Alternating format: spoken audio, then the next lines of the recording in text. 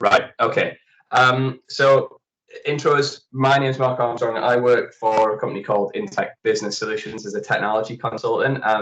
This webinar has been facilitated by Maxwell Bond, so appreciate them getting in touch with you all to introduce you to us and keen to sort of help you on this journey that you're having with teams, whether that be in some cases looking at it from the very beginning and seeing what it can do, through to the more advanced users. Hopefully we can it'll be a bit of everything for everybody in this. But we've only got an hour, so we'll do our best. As I say, this is going to be predominantly an interactive demo, so we'll go into Teams itself and I can show you some of the features, and hopefully at the very least sort of spark some thoughts as to how you can take this back to your business and use it. As an organization, what we do is this sort of stuff, where we were basically set up as a technology consultancy. So our entire remit is to help businesses improve through the use of technology. So that might be working with sort of small and medium-sized organizations and who maybe don't have an IT function, who maybe outsource their IT to an IT support business, but don't really look at technology as to how it can improve their business, but more just look at technology as a necessary thing to be able to send emails and all the rest of it. So only really have it to keep the lights on. They don't look at things and say, well, what if we implemented this? How would this improve how we work as a business? So we work with businesses to do that. And then we work with more enterprise organizations, basically to fill in any gaps that they might have. They'll obviously have an IT support function and an entire IT department, but that IT department might not have certain specialisms, whether that be in CRM deployment, whether that be in Teams, whether that be in cloud, whatever it may be. So absolutely, if at the end of this session you felt it was worth having a conversation with us in a more, whether it be about Teams or whether it be about more general sort of IT landscape, then more than happy to do that. As I say, our key focus is it's not just about technology, it's not just about change, but it's about marrying up those two things. And that is the end of any sales pitch. So technology has absolutely changed the way we do business, and we've gone through from early communication with regards letter writing, memos, the printing press, through to telephony and fax, and then through to kind of in the modern age. So that started, I guess, with the internet and email. Email is a 40-odd-year-old tool nowadays. And then obviously it's been facilitated by mobile and all the rest of it. And communalization has really had a massive impact in how people work today. So that's consumerization is the impact that consumer originated technologies have in business. So a lot of companies don't really think about this, but actually it has a massive impact now, because what we're finding more and more is that people are turning to consumer-based tools to do their job, because the stuff that they have internally just doesn't quite work for them. So they might decide, oh, well, it's a real hassle for me to access my files outside of the company because we've got a server and I've got to log into a VPN. So I know what I'll do. I'll just throw some stuff into Dropbox, my own Dropbox. It'll be much easier for me. That sort of shadow IT is an absolute nightmare for businesses. They have no control over it. Equally, we've seen hundreds and hundreds of businesses that have turned to WhatsApp as a communication tool. And again, I think WhatsApp's got its benefits, but it's got a lot of drawbacks. And number one, again, is the security side. It's not controlled. It's not managed by the business at all. But what it does mean is that when these new technologies come about in the business world, like Teams, people who have already kind of bought into this space in their personal lives can play a real key role in how they can help their business implement this stuff moving forward. And hopefully that's absolutely going to fit the definition of everyone on this call today. So what we're going to try and do in this session is look at three key problems that we see in business today and how teams can help improve that. So problem one is communication. There's no doubt that internet and email has allowed us to do a lot more stuff a lot quicker than we used to be able to pre-internet, pre-email. But absolutely new challenges have risen off the back of it. Email absolutely dominates a lot of people's working day now, and it's hugely inefficient. You can see those stats there that kind of back that up. One of the stats that I always find interesting that we haven't included on here is that it takes the average person about 20 minutes to get back into a certain headspace after they've become distracted. So if you're working on something and then you get distracted, i.e. by an email popping up into your inbox, and if you're anything like me, I cannot ignore that little envelope icon. I've got to click and have a look. Then it can take you about 20 minutes to get sort of back into the same space that you were in prior. And people are getting 500 emails a week. So that's happening constantly. So there's got to be a better way. And I think absolutely we can show you how teams can improve that. If we look at email and why it's so inefficient, it's basically because you've got lots of people on lots of different devices pushing data around. But the key thing around email really is that the recipients don't get much choice as to what they get or don't get. That's completely determined by whoever's sending the email.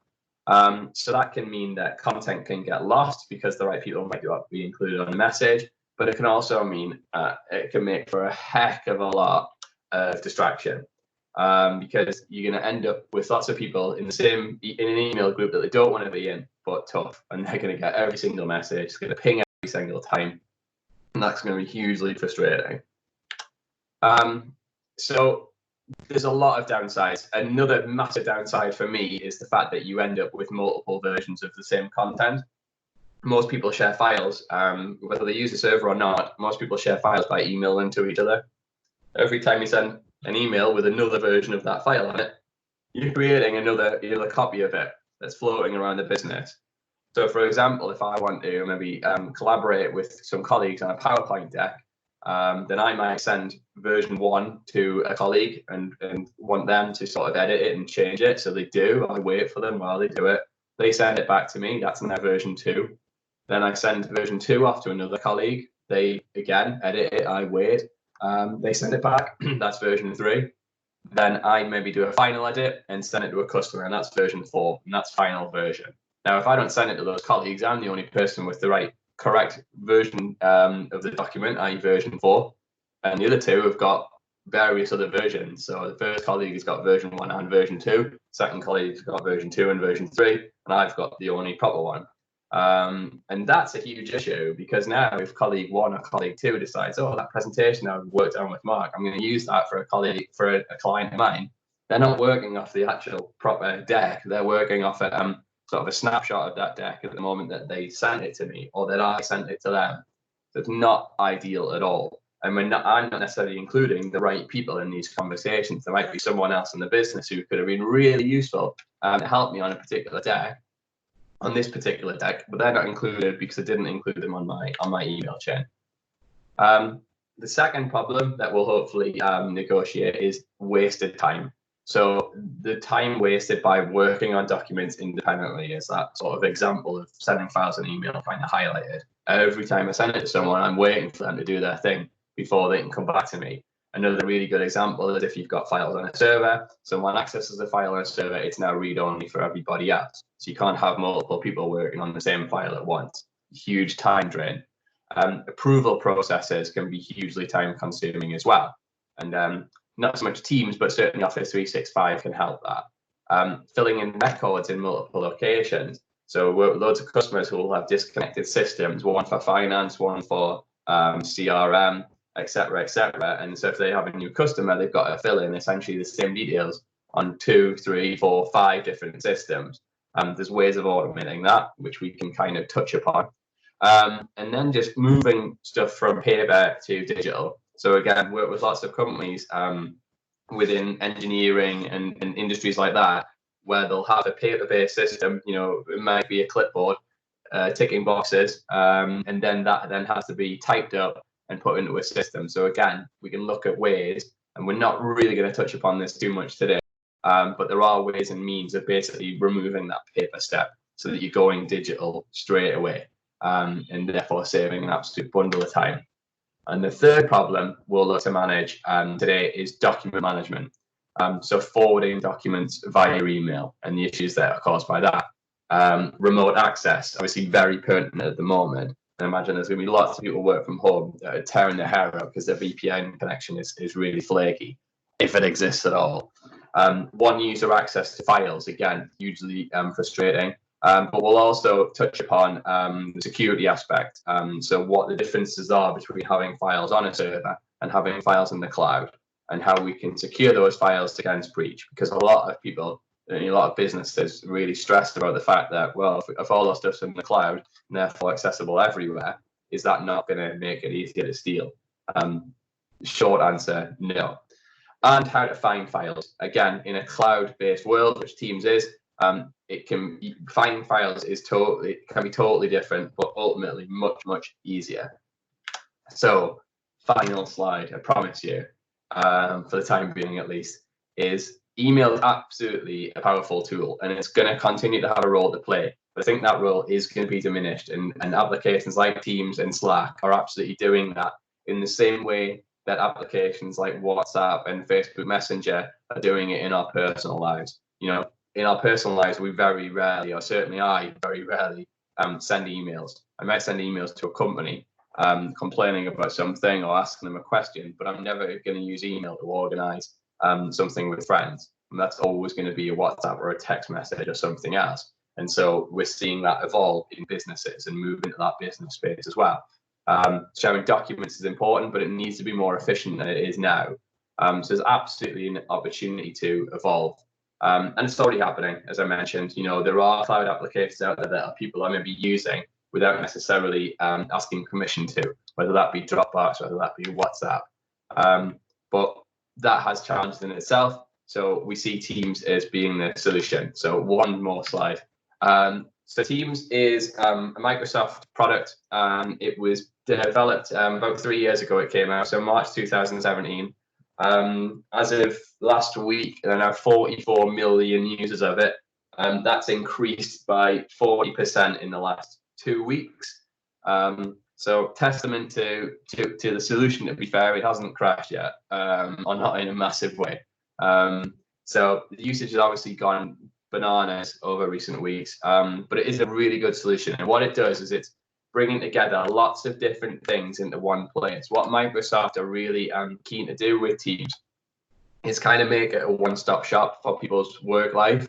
So not just have it be a place. A lot of people see Teams and think, oh, well, it's just an instant messaging tool, but it's absolutely not.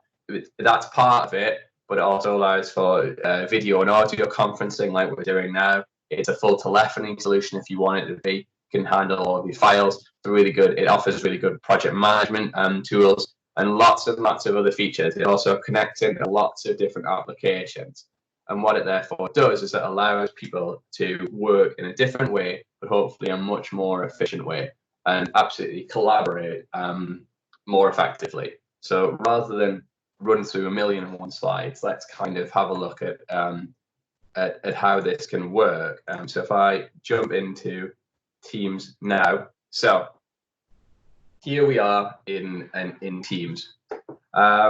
So this is the standard interface, and it's a standard interface pretty much irrespective of how you log in. So you can use Teams through the desktop application, which is what this is, or you can access it through any browser and have all the same functionality.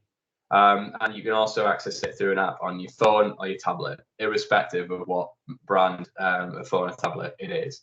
So you've always got access to it anywhere. Even as long as your computer or your device has got an internet connection, you can access Teams. Similar. Looks a bit different. It's optimized for mobile, so it looks a little bit different on mobile, but not a whole lot in all honesty. And the difference between the desktop and the web browser version is there isn't a difference. They're exactly the same. My environment is sort of broken up into all these little sections. So I'm going to start with the Teams section. And in Teams, I have Teams, as you can see here.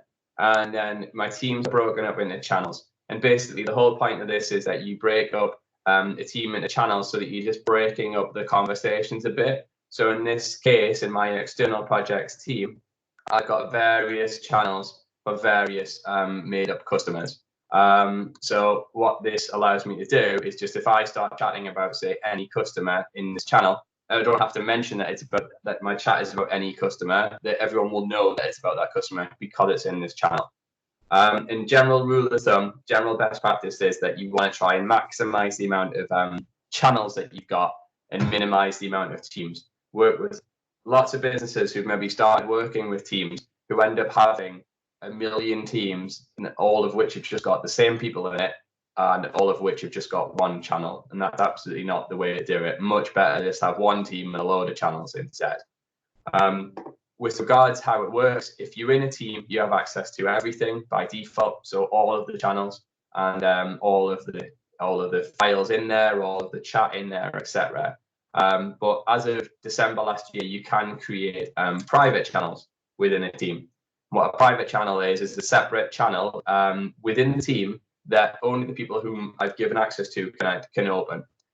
So it might be that there's 10 people in this external projects team, but I could create a private channel and only put 3 people in it, and only those 3 people can see or access that particular channel. It's a really nice feature. It didn't used to exist. So it used to be the case that if you wanted to have, say, a management channel in an existing team, you couldn't have a separate team call, which is a bit of a pain. So you don't have to do that now. So again, that minimizes the need to create extra teams, but very easy to do. Literally, you can click down here, and within 3 clicks, you've got a team with files and all the rest of it built in.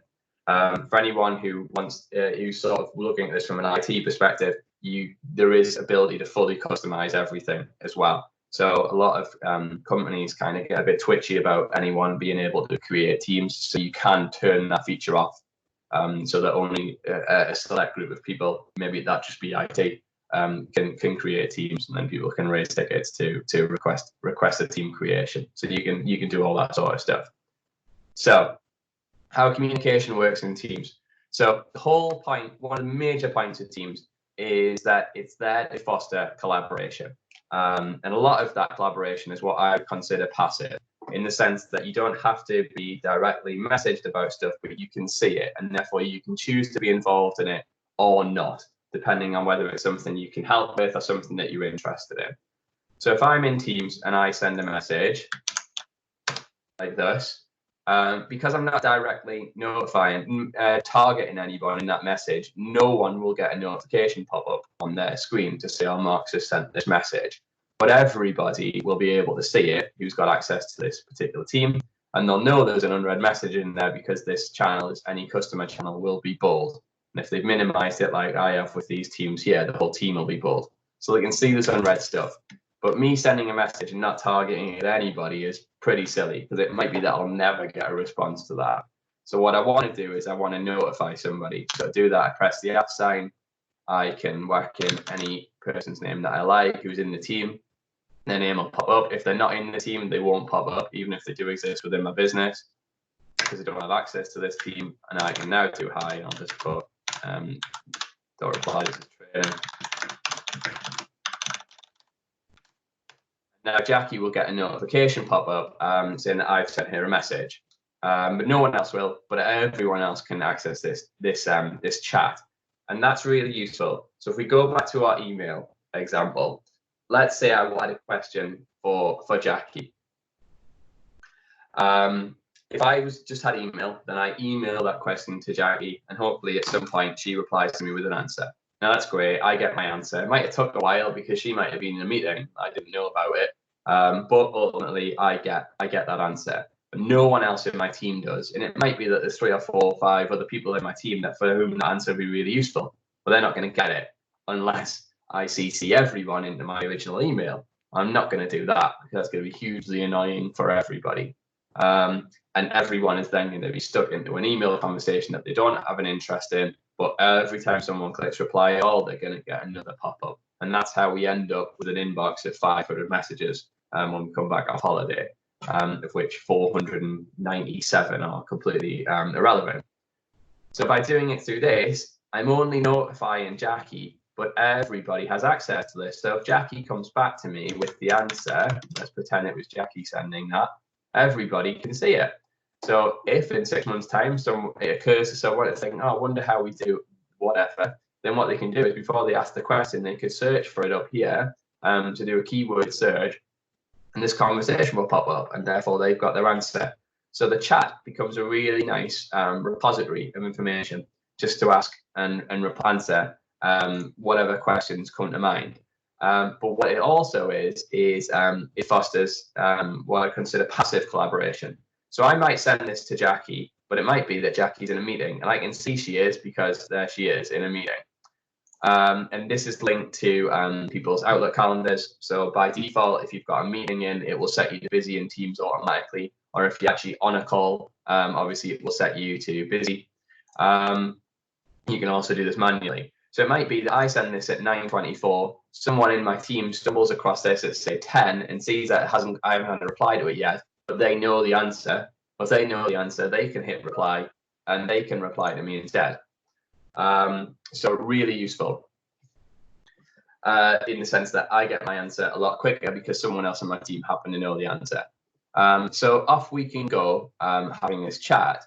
One of the advantages of this, sorry for all these pop-ups, is that the messaging works completely different from something like WhatsApp. One of the main frustrations I have with WhatsApp, certainly as any sort of business tool, is that all the messaging is sequential. So if you're in a group with 10 people and 5 people are talking about one thing, 3 people are talking about something else, unless you're watching that happen in real time, you're just not going to follow that conversation, because one message might not relate to the one directly below it, because that might be a reply to a conversation somewhere else on the screen.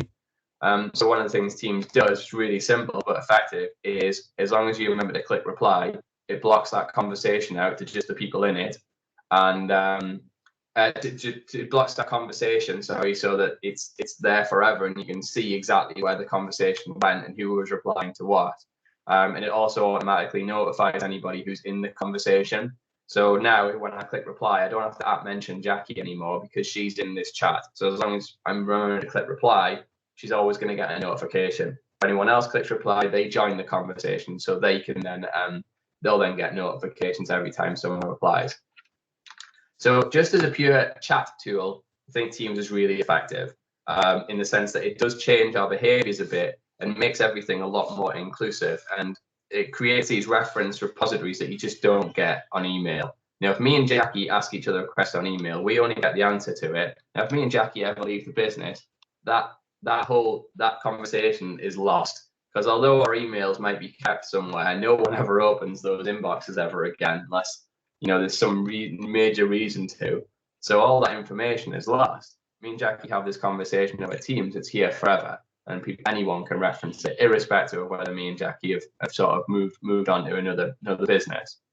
But we can now take this conversation in new directions. So it might be that I ask Jackie a question, she replies, and then I think, well, actually, I could really do with her help on a particular file. So I can say, can you help me with this?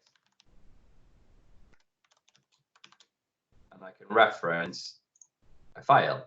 So I can click on this little attach button, and I can tell it to browse Teams because I know the file is in here. Whoops, always does that.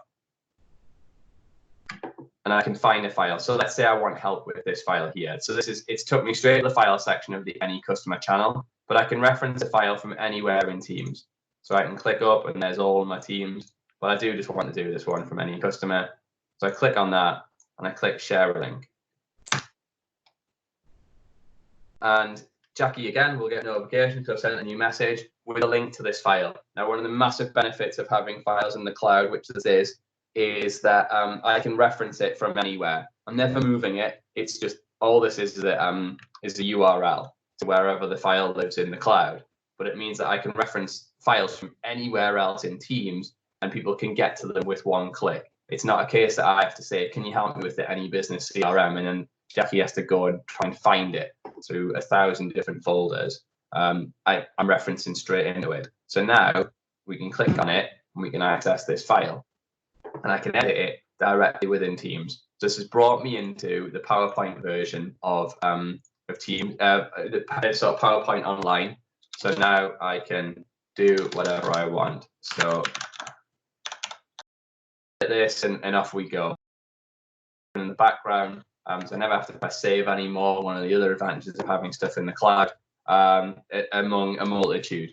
Now, one of the major advantages of having stuff in the cloud is that me and Jackie can work on this file simultaneously. So no more do I have to send her a file and wait for her to edit it and then send it back to me. We can both be in this file at once, editing it. So it'll tell me if she's in it, because her initials will pop up here, and I can see where she is on here. So it'll show me where she is in the file, and if she's editing, it will show the editing happening in real time on my screen, as if she were in front of my computer typing away. So we can get this project done much quicker because we can both access it, and you can have, I think, in excess of 100 people in the same file at once. So really useful in day-to-day if you work in finance, if you work on any sort of shared spreadsheets, which is always a typical one. No more will you have that message pop up saying it's read-only because someone else is in it. Doesn't matter. That's not going to happen anymore. You can have as many people as you want in. So we can now start working away, and you'll notice that my conversation has followed me. So I can still continue to chat here. So I can say, can you edit slide 2? Whoops.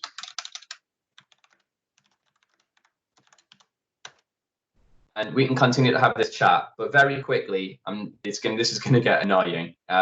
So what we're going to want to do is actually talk to each other. So again, I don't have to move from this particular section. All I need to do is click this little Meet Now button. I add a subject line, so file help, let's say, and I'll press Meet Now. Now I'm not going to do that because I have no idea what it does if I'm in a meeting and I set up another meeting in a meeting. But let's assume I press that. A little box will come up here saying Meet Now, and Jackie can just click Join, and she's straight in. And we're now both in a meeting. So let's see what that looks like. So here we are in our meeting. So got various options that I can do within this meeting. I can turn my video on and off. I can obviously mute myself on and off. I can share my screen.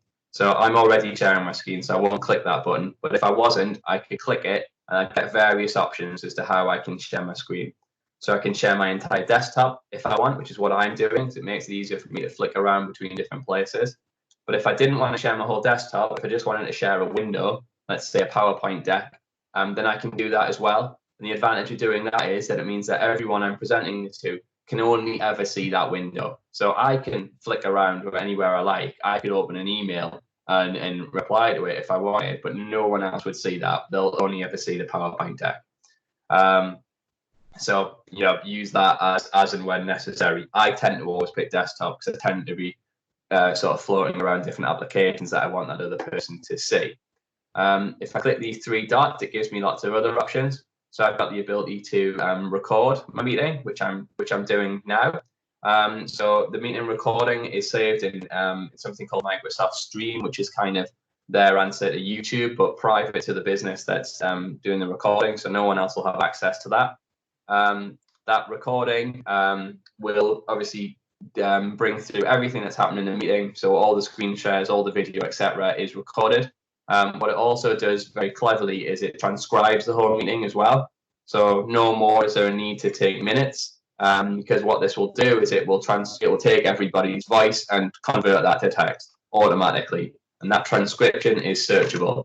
So if I'm working, if I have a meeting and 2 months later someone comes back to me and says, "Oh, I don't think you said that in this meeting," then I don't have to go and watch that whole meeting back to try and work out whether I did or didn't say it. I can just do a keyword search and it will search the transcription, and it will bring up when I said it, and then I can click and it will play the video back at the moment I said that particular thing. So that can be really handy. You've also then got live captions. So this is a new feature, and what this does is it basically puts subtitles on your screen. So live, as in, you know, as people are talking in the meeting, it will transcribe everything they're saying on the screen. That can be really useful if you're in, if you may be joining a meeting from a busy location and you don't have headphones. So if I'm in a train station or something like that, and I'm like, oh, great, I need to join this meeting, but I've got no way of kind of listening to it, so I haven't got headphones, I don't want it blaring out of my laptop, then you can just turn on live captioning and basically read the meeting instead.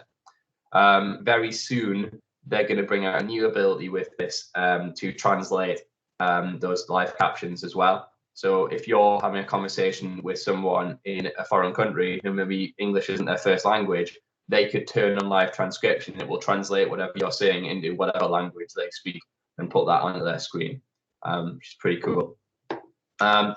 So various other features that we've got in here. I can create meeting notes directly within the meeting if I want. And from here, I can control my device settings. So, make sure I'm using the right mic and all that sort of stuff. Now, my conversation will still follow me. So if I click the show conversation, I won't now because it's not going to show that conversation because it's a different meeting. Then I can continue to still have that text chat with Jackie. Now, obviously, when we're in voice, there's not much need to do that, but it can still be useful because I might want to send her a URL or a link to a different file or whatever else, and I can do from within that conversation. I can also, from the show participants button, I can drag other people into this meeting as well. So if I want to invite somebody else to it, I can put their name in, and if they're part of my business, they'll pop up. If they're not part of my business, but I know they're a Teams or a Skype user, then I can put their email address in and it will ring them. And if they're neither, but I have an audio conferencing license, which I do, it's an extra £3 per user per month, and I can actually dial them into this call as well. So I could type a mobile number in here, and I could call it, and they will be dialed into this conference. Obviously, they won't be able to see it, but they'll be able to join it. So, could I just ask a question? Yeah. When you want to add someone external to a team, what's the best way to go about that? Create a separate team, or? I'll show you. Probably yes. It depends what the team is, but yeah, let me run through that with you. So if I go, just one more thing before I run through that is if this is my call with Jackie, so I've started it, but I actually don't really need to see her. I just want to be working on this file with her. Then I can click one level back, and here I am back in my file, but this conference call is still ongoing. So I can be talking to Jackie, and now we can edit this, and everything is going to be saved in this chat. So at the end of this meeting, the meeting will be saved here if I've recorded it, along with all the chat before, along with the link to the file. So if anyone searches for this file in the future, not only are they going to find the file, they're going to find all the chat associated with the file. They're going to find the meeting that I had about the file, all in that one place. So again, we're always building this really useful repository of information. And I've never had to come out of Teams to do any of this. What that means is I can be doing this from anywhere because Teams works on anything with an internet connection. So really handy for accessing stuff. Now, to come back to your question around external parties. So you can invite guests to any team you like. They don't have to be a Microsoft user or a Teams user or anything like that, because they actually end up just use your license essentially. But it comes with a caveat. Anyone who's in a team has access to everything in the team. So you've got to be very careful about inviting external parties because you're going to be giving them access to that. So for example, if in this external projects team, I might have the great idea of inviting all my different customers to this team so that I can interact with them. I don't want to do that because by default, if I invite people from any customer or AFS or whoever to this team, they'll access not just their channel, but they could access all the other channels. So I might think that, well, no, that's fine. I'll create private channels and I'll just put the AFS contact into the AFS private channel, but I'll not give them access to any of the other ones and so on and so forth. That would work if it weren't for the fact that the general channel is never locked. So although I might not have any files in there, so I might think, well, it doesn't matter. I'm not giving anyone extra access to stuff. What I am giving them the ability to do is I'm giving all my customers who join this team the ability to talk to each other in the general channel. And I probably don't want that. So what I'd absolutely recommend is that if you're creating a team that you want to put customers in, create it specifically with that aim in mind and have it specifically for them. So either having a team called any customer, and then I invite my any customer to it, or whatever. That's how I do it, and I limit it to like one customer per team essentially, as opposed to having one with lots in. Because then you're giving them the ability to have a chat with each other, which is not necessarily something you're going to want to do. But they will have, as I say, if you invite them, then they have the exact same rich experience that you have with this. So it can be really handy with loads of customers that use Teams as kind of a value-added service, if you like, for the customers. Say, look, work with us. We'll create a project team for you that you'll be in. So have live access to all the files as and when they are created so you can see them, and it's much easier for people to communicate with each other. I find it really useful having clients in Teams, because people tend to respond to Teams messages much quicker than they do emails. As much as anything else, is because they're far less formal. So you can kind of put a one sentence or even a one word answer to stuff without it looking rude, which you can do on email. But also you've got this magic availability. So I know if I message a customer, if they've got a little green tick against them, I know they're there, and they know I know they're there. So people tend to respond a lot quicker. But yeah, as I say, if I was adding customers to a team, I'd want to be fairly confident that I wasn't giving them access to more than I want to be doing, basically, and creating a new team specifically for them is probably the best way to do that. Does that answer your question? Yes, great, thank you. Cool, good. So with regards the channels, every channel is separated into it's got these little tabs to separate different items out. So we've got posts, which we've kind of run through. One more thing that I'll discuss with you before we move away from posts is the app mention. So if I want, I can app mention several people, and those people will then get a message when I send it. But I might want to notify everybody of a particular thing. So I can do that. I can do @team. So if I do @team and then press that, I won't, because everyone's going to be what's going on. Then everyone in my team will get a notification. But if you've got quite a big team with lots of channels, then it's probably the case that only certain channels are relevant to certain people and other channels aren't relevant to them. And if you're then mentioning the whole team in, say, the any customer channel, that could get annoying for all the people who don't care about any customer. This is not their client. So using @team mention, I would say absolutely limit it. It's kind of the same as doing it, CCing and everyone into an email. So the other type of @mention you can do is @channel. So in the channel, you go type in @channel, pick the channel that you're in. So here it is, any customer. And now if I do hi, it will only notify the people who are following this channel, with the assumption being that if you're following and you're interested in the messages that come through. So that's far less intrusive than @team. If you want to follow a channel, you just have it in your viewed bit here. If you don't want to follow a channel, you go to the three dots here and you click. It's already saying show. That's weird.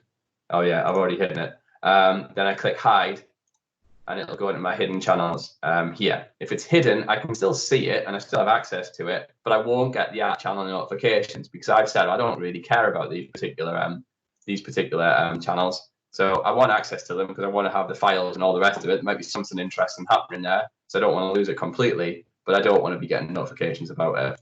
So @channel, absolutely use that ahead of @teams. Much less intrusive. So that's kind of how posting works. If you want to have one-to-one or one-to-several chat, you can still do that. There's a chat function here, which has all the same functionality of Teams, but it's much more private. I think one of the major things that you kind of have to get your head around is that the whole point of Teams is that it is, as much as possible, inclusive. So try and always have your conversations in Teams, because you don't know, in the team section of Teams, because you don't necessarily know, you might think that the conversation you're having is not of interest to anybody else, but you don't know that. It might well be. And just by doing it in Teams, you're giving people the choice, basically, to have access to it or not. If you have it in chat, you're not. You're keeping it completely private. So I always say, look, use chat if it's an in, or if it needs to be absolutely private between just the people that you've got in that chat. But if it's not, if it's this kind of anything, then do it. Have that conversation in Teams, because you never know who you might be helping by doing it like that. So that's our post section. We've then got our files section. So when I create a team, it creates a little file repository for me, and I can then have anything I like in here. So any type of document, and if I click on any of these, it would put me straight into it. I can have various folder structures, all that sort of stuff directly in here. Again, because it's in the cloud, I now have access to it anywhere. The third tab that you get by default is Wiki. And what Wiki is a kind of a free text reference library. So this starts completely blank, and then you can sort of make this into whatever you want, or not have one. You can remove the Wiki by just clicking up here and clicking remove. But what a lot of businesses use this for is kind of like a how-to guide or an FAQ. So if I work in finance, maybe in my wiki, in my finance team, I have stuff like best practice procedures. So this is how we raise a PO. This is how we process an invoice. This is how we do payroll. Whatever it might be, I could have this all in here, and then it's easily referenceable for everyone in my team. So different companies use this in different ways, but it's often that sort of thing. FAQs can be really useful, or handy tips and tricks and all that sort of stuff. You can throw all that sort of thing into a wiki. I can then have as many tabs as I want, depending on what I want to be doing in my team. So to add a new tab, I click this little plus button, and from here I can pick fairly sort of standard stuff. So if I picked Excel or Word or PowerPoint, what I'll do is create a tab and I can link it to a particular file. So if I work on a particular file loads, or if my team does, then I can create a tab up here that it's essentially a shortcut straight to it. So if I click on this little Excel tab here, it's linked to a particular Excel file, which is too big, so I can't open it from here, typical. And I can then work on it straight away. So I don't have to go and look for it. I can just work on it straight from the tab. I can then create other tabs for other stuff. So if I create, say, a OneNote tab, that'll create a team notebook in OneNote that, again, I can access directly from Teams. If I create a Planner tab, that creates a team plan. So Planner is a project management application that's built into Office 365. So if I create a planner here, it'll create one for my team that everyone has access to, and then I can assign them tasks and do all sorts of things with that. What we've also got is in this more tab section. So I've got access to a whole load of third-party applications. So I mentioned towards the beginning that what Microsoft are trying to do with this is kind of have Teams be the place that you can do everything in. And this absolutely feeds into that, because what we've now got is not just a place where you can reference Microsoft stuff, but that you can reference other stuff as well. So if you have a particular CRM system that you use, or any sort of cloud system that you're using on a daily basis, it might well be that there's a tab already created for it that you can then link into Teams. So you don't have to come out of Teams to access that particular application. You can find it here. So that's really handy. We're running out of time. So as well as that, I've got full access to my calendar. So I can set up meetings from here, although you can also set up meetings from within Outlook, just as a standard meeting, but you pick the option for Teams. Anyone can join a Teams meeting, so they don't have to be a Teams user. You just click the link, as you have all done today, and you go straight into that. One of the major advantages of Teams over over Zoom or WebEx or anything like that is that you don't have to install anything on your computer to go into the meeting. You just have to have a browser. So that's really advantageous. Again, with lots of companies who lock down their staff's PCs or laptops so that they can't install stuff. So therefore, if you can't install stuff, how do you join a Zoom meeting? With Teams, there's none of that issue. Doesn't matter. There's nothing to install. You don't have to be a Microsoft user or anything. You can still get into that meeting and have all the same functionality as a fully full-blooded Teams user has as well. So that's a real advantage. A Teams meeting can hold up to 250 people. If you needed to do a meeting that was bigger than that, you can do what they call a live event, which can hold up to 10,000 people. So we use that quite a lot to do webinars on a larger scale. If I go to the calls tab, you can use Teams as a fully fledged calling solution as well. So you'll notice that I've got my own number here. So if someone dials that number, my Teams will call, and equally I can dial people off here and it will ring them off this number. And it has all the same functionality as a standard telephony solution. So I can create hunt groups and auto attendance and all that sort of stuff. And the great advantage of this is it's pretty cheap. It costs £12 a month to have Teams as a full calling solution, and it follows me everywhere. So it means that if anyone calls this number, if I'm not in the office, it doesn't matter. It'll just call my phone on the Teams app. So lots of functionality that we kind of can't really go into much more detail on. So if we go back to the deck, I'll just flip this. Then if we look at our problems again, so problem one was communication, but hopefully we've kind of solved that. We've shown how teams can work as a communication solution and be much more efficient in doing so. Problem two of wasted time. Well, absolutely. No need to work on documents independently anymore. If we surface them in Teams, then multiple people can access them at the same time and edit them at the same time. So much quicker. Approval processes and filling in records in multiple locations. So that can be solved by a plugin to Teams, something called Power Automate, which is part of Office 365. It's free unless you start using linking it to third-party applications, in which case you have to pay a license for it. But what Power Automate can do is basically create process flows to automate tasks. So in the case of, say, filling in multiple records, what you could use Power Automate to do is tell it to look at this. You create a form, and that form might be customer name, customer address, whatever else. You tell Power Automate to look at this. Every time someone fills this form in, you say, right, take that information, and I want you to fill that in this place, in this place, and this place, and it will do that for you automatically. So instead of that person having to fill in the same stuff in 3 different or 4 different places, or 4 different people having to fill in that stuff in their particular place, Power Automate can do that for you. Equally, it can automate approvals, so that when someone does something, it automatically sets an approval chain in process, where again, people are just having to literally just click a button to approve stuff with full access to files and things, because again, it can reference them from anywhere, because it's all just web addresses as opposed to physical files like they would be on servers. Another application that you could absolutely use is Power Apps, and that is when we're talking about sort of moving paper to digital.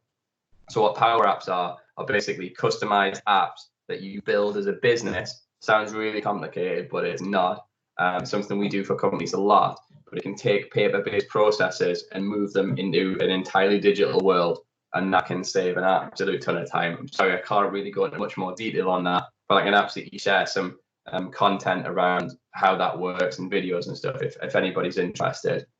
And finally, the document management problem. So again, forwarding documents via email, well, that's gone. We do it all through Teams now. So we don't have multiple versions of any file anymore. We only have one version of the truth, and everyone's got access to it. Remote access, so no VPNs anymore. Through Teams, all you need to know is your password, and you're in. So you don't need a VPN. You can log in from any device. One user access, none of that anymore. Multiple people can access the same file at once. Security, so Teams can be made really secure. So you can do things like multi-factor authentication, so that people, if someone guesses your password, they still don't get access, because you have to then verify with a phone, and all sorts of various stuff to stop internal people stealing data. So you can basically lock down the cloud services so that people can't move files out of your company environment, however they try, whether that be to physically move them, put them on a pen drive, copy and paste, any of that. It blocks all of that sort of stuff. And finding files becomes a lot easier because the search is much more powerful. So every file is completely searchable, not just file name, but everything in it. So it's far easier to find stuff. So we've got 6 minutes left. Rather than me sort of drone on any more, has anybody got any questions? Is there anything that you'd like me to show you, or anything that you maybe, if you're using Teams now that you find frustrating, that maybe I can help you with? Yeah, thanks, Mark. I've got a question about the costs. Would you be able to just briefly summarize what the costs are for the kind of the features that you've described today? Sorry. Yeah, just to say as well, I mean, we're a kind of a pre-revenue startup, so trying to do everything as cheap as possible. What can you actually also get for free? So do you use Office 365 now for your email or anything? We have a sort of separate email system with a company called UK2, but yeah, I mean, we're very much in the you know, kind of in the traditional email system, and yeah, right, limited okay. access. We're 4 people in 3 different locations, 2 countries, so very little physical contact. So this could be very useful for us. Got it. Okay. So Teams comes with Office 365. So, but it's free as part of Office 365. Well, it's just part of the application. So the cheapest Office 365 license that you can get Teams with. Now, technically, any license at the moment you can get Teams with because they're doing it for free because of coronavirus. But that's not a long-term solution. That will not. You'll end up having to change licenses anyway. So the cheapest license you can get that comes with Teams forever is called Business Essentials, and that's £3.80 a month. And that gives you access to Teams and everything that I've shown you, apart from the ability to call somebody, that's extra, but everything else comes with it. You also get web versions of Word and Excel and Outlook and all that sort of stuff. And your email gets managed by Microsoft as well, all for £3.80 per user per month. The other license that you could look at is called Business Premium, and that gives you all the same stuff, but it also gives you desktop versions of Word and Excel and PowerPoint and Outlook and all that. And that's £9.40 per user per month. And that would be it, cost-wise. Okay. So generally, it depends how much you're paying for your email to be managed at the moment, but usually it generally works out about the same as what a third-party company charges just to host your email, and then you get all the extra stuff for nothing. Sure. Yeah, fantastic. Thank you. No problem. Anybody else?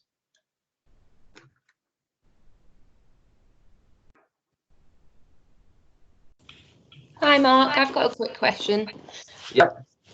I was just wondering, with the search function on Teams, is there a way of searching in a specific folder rather than searching the whole of Teams?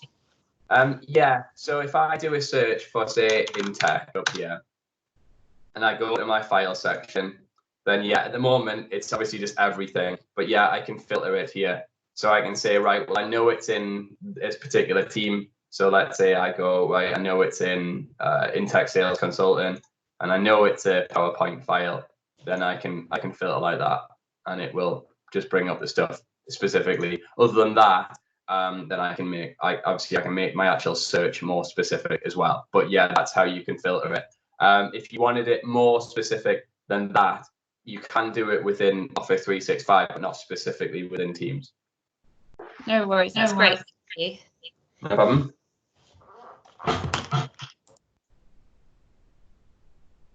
Any other questions? Perfect. Martin, I know that you kind of used this a lot more than others. Anything from your side? Anything that you'd like me to sort of elaborate on that you're having frustrations with, or anything like that?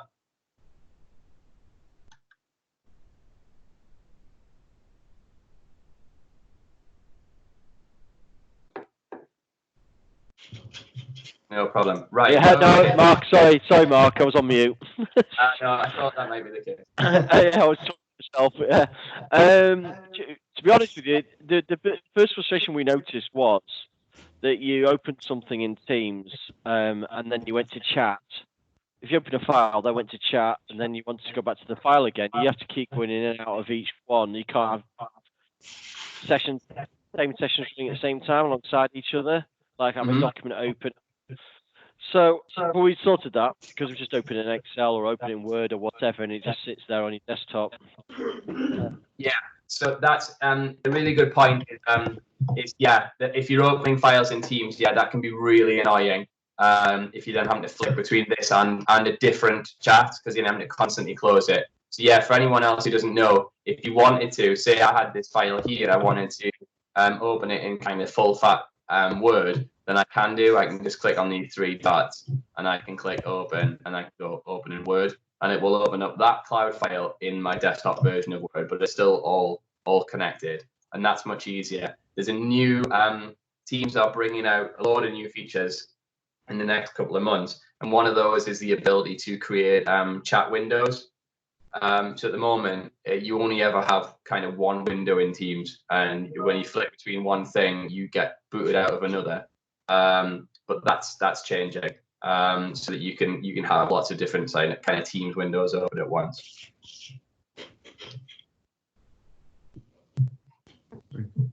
Would you be sending the recording, Mark? Yeah, what I'm going to do is, so I'm going to put this recording onto our YouTube channel, and yeah, I'll send the link to Maxwell Bond, and they'll be able to share that with you all. Okay, fantastic. Thanks. Perfect. Good. So yeah, I hope the session was proved useful. If you're a new Teams user and you want any extra guidance sort of within Teams itself, a really good thing to do is if you go to the search bar up here and type help, there's an in-app help sort of bot that has loads of stuff in here that can just help you with sort of how to do various bits. As well as that, obviously, this is something that as a business we specialize in. So if you wanted to have another conversation with myself and InTec around how we can potentially help your business implement Teams or Office 365 or indeed anything from an IT perspective, then don't hesitate to get in touch with me. You've got my contact details on that on the email invite. I'm more than happy to have a chat. And yeah, if that's everything, then I'll let you get on to your day because I realise we're running over. Thank you very much, Mark. No problem Yeah, at all. Brilliant. Well, I hope it was useful. Appreciate the time and have a great day. You too. Cheers. Thank you, Mark. Thank Cheers. you. Thank you. Bye.